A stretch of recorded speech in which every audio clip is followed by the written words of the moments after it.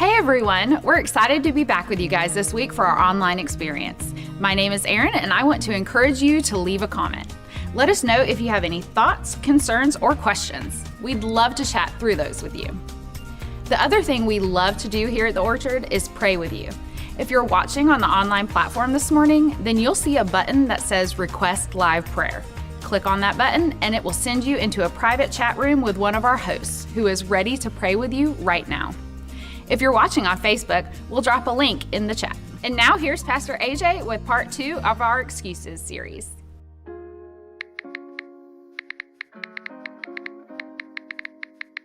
In a world filled with distractions and challenges, it's easy to find ourselves making excuses. We hit snooze one more time, procrastinate on important tasks, and let fear hold us back from whatever God is calling us to do.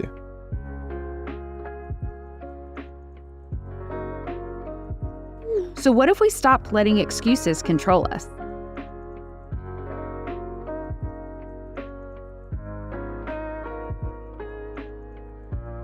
What if we realize God doesn't just call the equipped, but equips those He calls?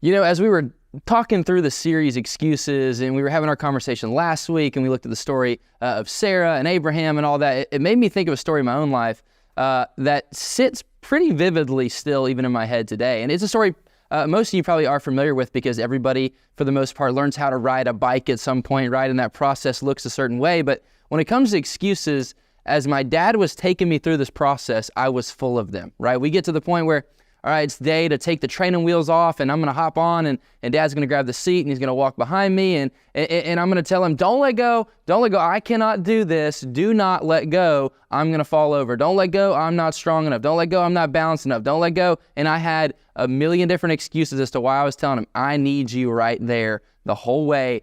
Don't leave. Well, like any dad does whenever you do this, right? You know the old trick and don't tell my kids because I have to use this trick one day, but he holds the seat, and then after he feels like he kind of got the hang of it, he eventually lets go without you noticing, and you realize, I'm doing this on my own. I'm pedaling on my own. But for me, it was, I looked back just to make sure he was still there, and as soon as I looked back and I didn't see him, I immediately fell over, and I had my excuses were justified. Look, I told you I wasn't able to do it. I told you I was going to fall over, yada, yada, yada, yada, yada, right? And I had all these excuses. And Dad reminds me, he said, well, look how far you made it. I let go of you way back there. Look how far you made it. It wasn't that you weren't doing it. It's that when you looked back, you had an issue, right? When you let fear creep in, that's when you had an issue. You made all these excuses, but you didn't need them because for at least 20 yards, you were doing it on your own in the driveway. And so I realized, man, he's right. I made all these excuses, but he had prepared me. He had equipped me. He had made me competent and capable, and I started to do it. I started to be able to ride my bike without training wheels for the first time and got rid of all the excuses. From that day forward, was wreaking havoc in the neighborhood, right? Just driving the bike everywhere, riding the bike everywhere. But I realized in that moment, excuses were there. Excuses were this thing that I clung on to because really I was afraid that my dad was going to be wrong. I was afraid he was going to be wrong about who I was, right? And this comparison fails a little bit because Dad's not God. And in this story we're going to look at today, you have a God who's calling you to do something. But I think the premise is still there that we have excuses. And so I wanted to recap our definition from last week of excuses. Let me read it for you real quick. According to Oxford's dictionary, excuses are defined as a reason or explanation put forward to defend or justify a fault or offense. The rational nature of excuses often make them plausible, but at the end of the day, they're just mere explanations for why something happened other than what should have happened. Excuses often appeal to emotion, physical limitations, or to circumstances in order to make their plea. Boom, there you go. Little AJ was doing all of that. He was making all of these excuses. But one of the things I love about the Bible is we realize, hey, we're not alone, right? There's a whole collaboration of 66 books, over 40 different authors, and they all tell different stories that really resonate and teach us, hey, there's a God who loves somebody just like you. And that's what we're going to look at today. We're going to look at a story with a guy named Moses. And what's fascinating about Moses in this timeline, especially as we had this conversation last week, is you're going to see him as a descendant from Abraham and Sarah. He's going to be part of the Hebrew people, the Israelites, right? Part of Israel. And so as we pick up in the timeline, Sarah and Abraham are gone. There's been some other stories, and Joseph and the coat of many colors and his brothers, they show up to Egypt, and maybe you're somewhat familiar with that, but you get to this point and it says Joseph and all his brothers eventually, in that generation, eventually died. So that's where we're picking up this story in Exodus chapter 1 as we dive into it. But the Israelites were fruitful. So Joseph has passed away, but God's people, the Israelites, the descendants of Abraham, they're still fruitful. They're increasing rapidly. They multiply, and they became extremely numerous, it says, so that the land was filled with them. Now, a new king who didn't know about Joseph came to power in Egypt. He said to his people, "Look, the Israelite people are more numerous and powerful than we are. Come, let's deal shrewdly with them, otherwise they will multiply further. And when war breaks out, they'll join our enemies, fight against us, and leave the country." So the Egyptians assigned taskmasters over the Israelites to oppress them with forced labor. And so this is kind of where we pick up the story. And it even says, as they oppress them with forced labor, what happens next? It says, the more they lean into forced labor, the more God's people start to multiply. And so you can imagine if you're Pharaoh, you're the king of Egypt in this moment, you're getting a little bit overwhelmed because you realize from a military standpoint, there's more people, they have more units than we have. That could bode not well in the future. And then you try to deal with it, you try to put your thumb and force down on them, and then what happens? They grow even more. And so you see Pharaoh and the Egyptians start to hit the panic button a little bit here. And it goes so far to this point where Pharaoh says, hey, we've got to get this under control. So midwives, what I need you to do is I need you to observe the birth, obviously, and then if a boy comes out, we need to immediately kill the boy because the men will eventually overtake us if we don't start to deal with them right now. Well, the midwives, the Hebrew midwives basically say, we fear God more than we fear you, so we're not going to listen to you. And what happens, God honors that, and he actually gives them their own children because of this. But Pharaoh realizes, okay, well, they're not doing what they're supposed to be doing, so we got to deal with the boys some other way. So now, here's what's going to happen. If there's been a boy, we need to make sure that we throw those babies into the Nile River. They'll drown, and we'll be able to control the population. Well, if you are familiar with the story of Moses, here's what happens. Moses gets put in the river, and he actually gets picked up by Pharaoh's daughter, and so he actually gets raised in Pharaoh's court and starts to do what the Egyptians do and starts to become assimilated into the Egyptian culture, even though he is a Hebrew. Well, as he starts to have this sense of understanding and justice, he actually sees one of these taskmasters one day treating one of his fellow Hebrew brothers poorly, and he actually kills him. And so he kills him, and he flees Egypt and heads into Midian, right? So here he goes. He runs into Midian. He actually ends up in Midian for 40 years, and while he's in Midian, he ends up getting married and becoming a son-in-law. That's important because the father-in-law has appointed him a specific task. Hey, I want you to be in charge of this flock. All right, now you're caught up to speed. What happens next? Moses is just going about his business, doing his thing, goes out there and tends to the flock, and then the miraculous happens. God shows up to Moses by way of a burning bush. And he shows up to Moses and he says, hey, I've got a plan for you, and I need you to execute this plan. Here's what you're going to do. If you have your Bible and you're following along, we're going to pick up in Exodus chapter 3 now, verse 10.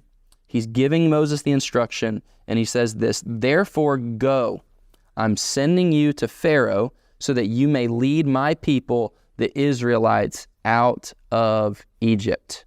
Go, I'm sending you. Here is the command. It's clear, right? And at this point, Moses doesn't know much, but what he does know is I was out here minding my own business, taking care of a flock of sheep, and then that bush was on fire, and then a bush said, hey, here's who I am. I'm God. Oh, by the way, Moses, I know your name. Oh, by the way, Moses, I know what's going on over there in Egypt. Oh, by the way, I'm going to call you to remedy this entire situation. I'm going to call you to something, and I need you to step into it. In verse 13, it picks up and it says this. It says, then Moses asked God, if I go to the Israelites and I say to them, the God of your ancestors has sent me to you, and they ask me, what is his name? What should I tell them? God replies to Moses, I am who I am. This is what you're to say to the Israelites. I am has sent me to you. God also said to Moses, say this to the Israelites, the Lord, the God of your ancestors, the God of Abraham, of Isaac, the God of Jacob, has sent me to you. This is my name forever. This is how I am to be remembered in every generation. I love it. Because up to this point, what they have are stories of God's faithfulness. And he says, hey, when you go, tell them, this is who I am. I'm the same God, the God of Abraham, Isaac, and Jacob. And when you go, I want you to tell them that, because what it's going to do is it's going to remind them of just how much I've been faithful in the past and just how much they're my people and how I'm about to be faithful in the future. That's a whole nother conversation. We actually did a series on that last year called the Red Sea Rules, and it was phenomenal. But this story has to do specifically with Moses and God saying, Moses, you're the guy that I'm going to use. I need you to leave here and I need you to go back to Egypt, and I need you to get my people. You're going to be the one that leads them out of captivity. And so Moses doesn't know much outside of the fact that this God who just showed up on the scene knows his name, knows the situation, and is able to do the miraculous. Oh, by the way, he's also holy, because he says, hey, take off your sandals. You're on holy ground right now. And so Moses is starting to get a picture of who this God of Abraham is, but the first thing that comes out of his mouth is right there after verse 10, right? Verse 11 and 12, he says this, Moses asked God, who am I that I should go to Pharaoh and that I should bring the Israelites out of Egypt?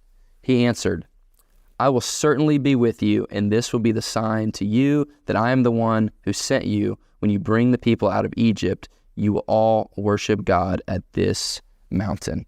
Okay, fascinating, because this is where we start to become a little more like Moses than I think we care to admit, right? Moses says, after God gives him a clear command in verse 10, right? He says, hey, I'm sending you. Here's what you're going to do. They're my people. The first thing Moses does is says, hey, me? You want me to? You got the wrong guy, brother. It ain't me. Who am I that I should go? Who am I that I should be bringing the Israelites out of Egypt? I'm not sure you have, or you understand who you have trying to accomplish this. I'm not sure you're aware of my capabilities. I'm not sure you're aware, God, of my limitations, right? And so I know that this is what you're telling me to do. I'm just telling you, maybe you have the wrong person, because I'm a nobody. I'm not somebody with the credentials, the military capacity. I don't know how you want me to go into Egypt and just all of a sudden deliver these people from the taskmasters, from the oppression. I don't know if you know, God, who you have that you're asking to do this. How does God answer him in verse 12? I will be with you, and this will be a sign to you that I am the one who sent you. When you bring the people out of Egypt, you will all worship God on this mountain. And so, has Moses read the Bible yet? Does Moses have all these experiences of the plague yet? No. However, this God just showed up, said, hey, by the way, I know your name. I know exactly who you are, and I'm calling you to something specific. And when Moses starts to doubt that, what is God's response in verse 12? He says, hey, quit worrying about that. I will certainly be with you. I'm going to be with you. It's not going to be about what you're capable of. It's going to be about the fact that I'm calling you to it, and because I've called you to it, I'm going to go with you. The God who turned into a burning bush, that's the God that's going to go with you. The God that knows your name, that's the God that's going to go with you. The God of Abraham, Isaac, and Jacob, that's the God that's going to go with you. Moses, I need you to know I'm going with you. And so Moses has an excuse. I don't know if you have the right guy. God, who am I that I should do this? And then God has a promise to counter that excuse. I will be with you. And so Moses gets some of that alleviated for a short moment, but like all of us, and this is what I love about the transparency of the Bible, there's more doubt that creeps in this story, right? There's more doubt that creeps in for Moses. In chapter 4, verse 1, he gets to another moment of doubt, and he says this, what if they won't believe me and will not obey me, but say, the Lord didn't appear to you? So he says, okay, God, all right, so you're telling me this is what I'm supposed to do, and now what if I do it? What if I go ahead, I step into this, I do what you're telling me to do, I get all the way over there, I tell him the God of Abraham, Isaac, and Jacob sent me, I'm here, this is what he wants to do, and then God, what if they look at me and they say, no, he didn't actually tell you that? What if they don't believe me? What if they don't believe me and won't obey me? What if they won't believe me and then obey you, God? What if they don't? What do I do then it's excuse number 2, God, I don't know if I should go because I'm not sure they're actually going to listen. I'm not sure they're actually going to care. And he combats excuse number 2, another I can't, I'm not going to be compelling. What if they don't listen with this? Not only will I be with you, but I'm going to work through you. Because if you look in verses 2 and 3 and then 6 through 9, here's what unfolds. God says, hey, here's what's going to happen when you get there. I'm going to have you put your staff on the ground. It's going to turn into a snake. And oh, by the way, when you grab that snake by the tail, it's going to turn into a staff again. And then they're going to know there's going to be a sign. And then, oh, by the way, I want you to go ahead and put your hand in your cloak and then pull it out and you're going to see leprous. And then I want you to put your hand back in your cloak and pull it out again and you're going to be fine because I'm in control of the laws of nature. I'm in control what happens to the human body. Oh, and then if that's not compelling enough, I want you to know that I'm going to work through you again because you're going to show them a cup of water that turns into blood. And these are going to be signs that it is you as the agent going and doing and being obedient, but it's me that is walking with you to see you through the thing that I've called you to. So excuse number 2, what if they don't believe me? Promise number 2, I will be with you. Again, I will be with you and I will work through you. I will be with you and I will work through you. But again, we resonate with Moses because here we are, three layers deep into this thing. God's still got a calling on our life and we're still trying to kick the can down the road because we're full of excuses. And so when you look in chapter 4, verse 10, it's Moses, being as human as he could possibly be again, says this, Moses replied to the Lord, please, Lord, I have never been eloquent, either in the past or recently or since you've been speaking to your servant, because my mouth and my tongue are sluggish. This is verse 10. This is right after verse 9. This is right after verses 2 and 3. This is right after verse 6 and 7, right? This is right after God has just said, hey man, don't be concerned because I'm going to be with you. I'm going to work through you and I'm going to do all of this, right? I'm going to show you all these different signs. And then right on the backside of God saying, here are the signs. Here's what you're going to accomplish. What does Moses do? He makes another excuse. He says, Lord, I can't again. I can't do this because I'm not eloquent. Whether it was in the past or even recently, God, I'm just not eloquent. My mouth and my tongue are sluggish. And there's actually a couple of opinions here as to what he means. It could mean he had a speech impediment. It could mean that he slurred his words a lot. He stuttered a lot. It could mean something along those lines. Or it could mean that, God, I've been in Midian for 40 years and I don't remember Egyptian like I used to. And you want me to go and you want me to speak Egyptian to the king of Egypt? You want me to speak like that to Pharaoh? I'm not capable of doing that. I can't do that. And over and over and over again, the theme is God says, hey, I'm calling you to this. And Moses says, I can't. And God's about to say, hey, whether you can or you can't is not the point. The point is that you understand that I am with you. I will be with you. So God takes the third excuse and he responds to the third excuse with a third promise. And he says, I will be with you. And not only will I be with you, but I will work in you. Because this is what he says in verse 11. As the Lord said to him, who placed a mouth on humans? Who makes a person mute or deaf, seeing or blind? Is it not I, the Lord? Now go, I will help you speak, and I will teach you what to say. Here comes Moses with the third excuse. By the way, all of these have been I can't, or some version of that. And he gets to the third one, and God says, again, hey, it's not about you, it's about me. And I'm the one that's called you to this. I'm the one that's called you to this, and I'm the one that puts mouths on faces. I'm the one that's called you to this, and I'm the one that puts voice in mouths. I'm the one that's called you to this, and I'm the one that gives sight to blind people. I'm the one that gives hearing to deaf people. It is me. I am in charge of the laws of nature. I am in charge of who you are and what you're capable of and all of that. And so, yes, you're the agent I'm calling, and I've told you this is what you're going to do. So now I need you to trust me, not you. I need you to trust who I am, not who you are, because I know what you're capable of, especially if I've called you to this thing. Who will be with you, Moses? I will be with you. This is what God's saying to him over and over and over again in the middle of all of the I can'ts. And so if there's one thing we're going to learn from this in week 2 of our excuses series, it's this, that God's promises are bigger than your excuses. And I would maybe even double down on that and go a layer deeper and say, God's promises and his character are bigger than your excuses. Because your excuses are going to be contingent on what you're capable of and what other people are capable of. And if they're contingent on what God's capable of, he's showing us right here, I'm in control of all of it, so why are you worried? God's promises and his character are bigger than your excuses. And so I don't know if you needed to hear this morning that, hey, you can make a million excuses, but you know clearly what God's called you to. And so it's time to stop kicking the can down the road and time to start giving God a yes and trusting that if he called you to it, he's going to see you through it. If he called you to something, he's going to be right there with you in the trenches. If he calls you to it, he's going to see you through it because it's his promise, and God is a keeper of promises.